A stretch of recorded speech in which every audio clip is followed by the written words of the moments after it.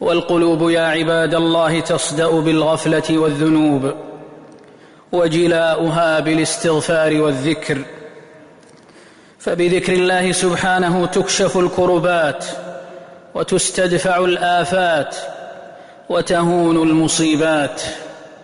هو جلاء القلوب وصقالها، ودواؤها إذا غشيها اعتلالها. ألا وإن من أجل الأذكار قدرا وأفضلها أجرا تسبيح رب العالمين، فإنه ذكر الملائكة الكرام في أشرف موضع في الكون، وترى الملائكة حافين من حول العرش يسبحون بحمد ربهم، وهو دأبهم في ليلهم ونهارهم، يسبحون الليل والنهار لا يفترون،